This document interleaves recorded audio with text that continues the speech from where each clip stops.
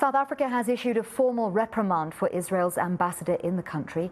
This is over the war in Gaza, which has claimed more than 10,000 lives. South Africa has criticized Ambassador Eliav Belot-Sarkovsky over public comments he made, but government is not specifying what they were about. So lines have been drawn. Does this impact AGOA in any way? Let's speak to Professor Chris Isike from Pretoria University. He is a director of the African Center for the Study of the United States. Thank you so much, Professor, for your time this evening on SA Tonight. It's a difficult situation. I think let's start with what démarcher means in diplomatic context. Good evening, and thank you for having me on your show.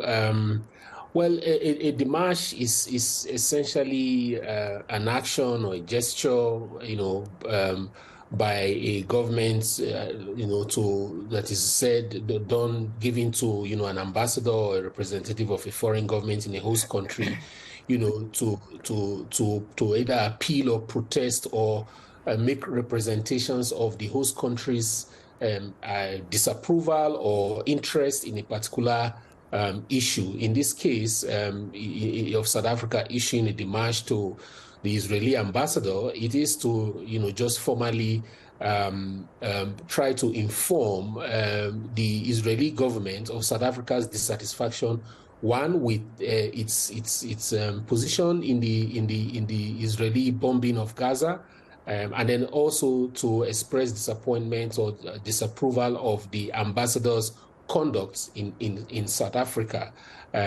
So basically, those are the reasons why this was done in this instance. But it's just a formal diplomatic representation of one government's official position.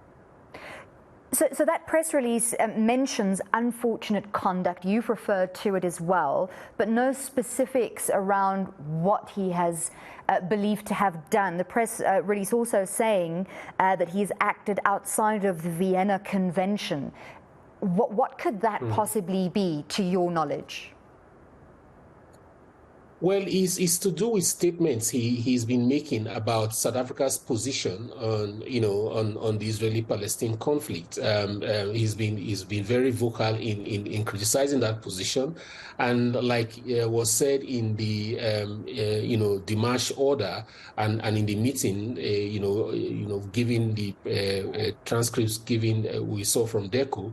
The statements he's made about South Africa's position, which South Africa frowns at because South Africa thinks that there's no respect for its sovereignty as a nation and ability to take a decision or a position without having to be criticized openly in the way that the ambassador has done. And I think one of the reminders that was given to him at this meeting was to say that South African officials, and this is correct, conduct themselves in the most diplomatic and most professional way as laid down in the Vienna Conventions on diplomatic relations between states, right? So if South Africa frowns at the audacity that ambassadors such as the one of Israel had to openly criticize South Africa's position, as if South Africa does not have the right to take that kind of decision. It is a very difficult balance between recognizing the sovereign decisions of the host country and acting in keeping with the decisions of the country that you represent, especially in such a volatile situation. I suppose that's exactly why it's called diplomacy and why it is such a difficult job to do. But what does the current situation say about the diplomatic relations between South Africa and Israel at the moment, and where that is likely headed?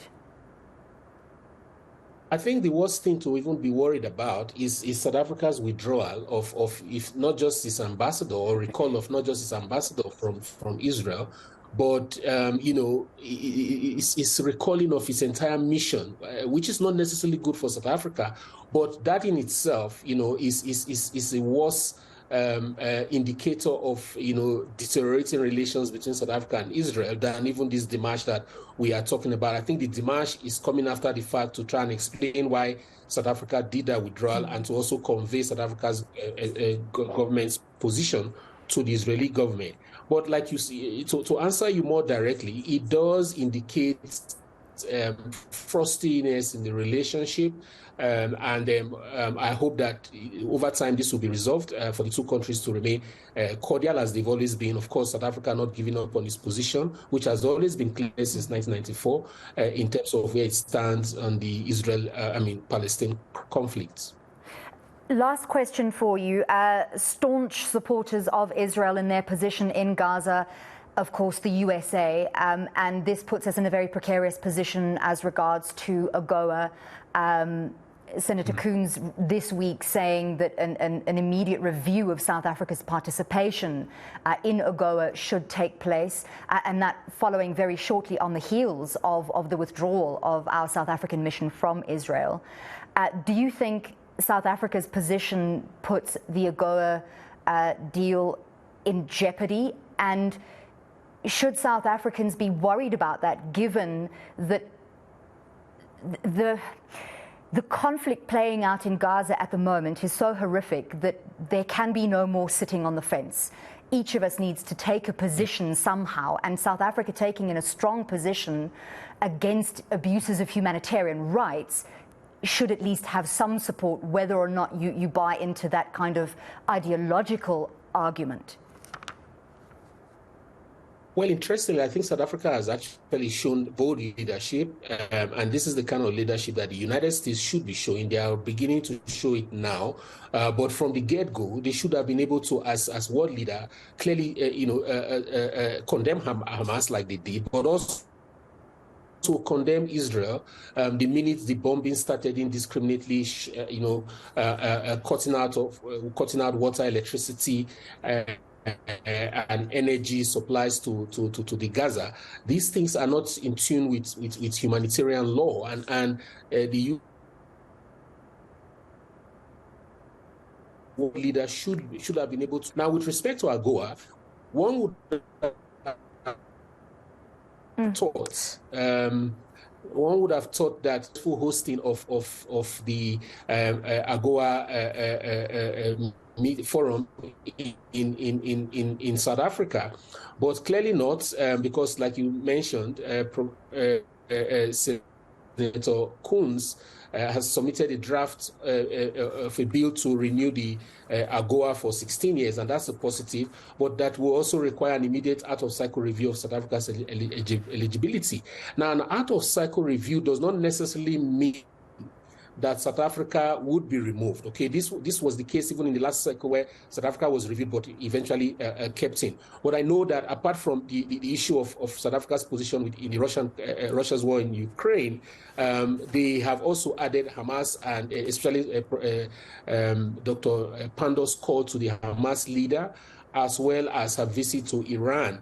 These have become issues of concern to the U.S. because clearly, for you to be a beneficiary of AGOA, you need to not flout a U.S. interest. And clearly, South Africa's position on this current war in Gaza is in conflict with the U.S. position. So they could use that, but I think that I must also add that it is also in the U.S. interest, to actually have a country like South Africa in the AGOA, because they also benefit from AGOA. So it's not a one-way ticket where someone can sit and say remove this or remove that without also thinking about the repercussions that it will have on their own economies, especially when you look at the fact that the U.S. uses AGOA to also counter China's rising influence in Africa. Thank you so much for your insights. Absolutely valid points there regarding AGOA not being a one-way street. We do appreciate your time this evening. That was Professor Chris Isike from Pretoria University. He's a director of the African Center for the Study of the United States.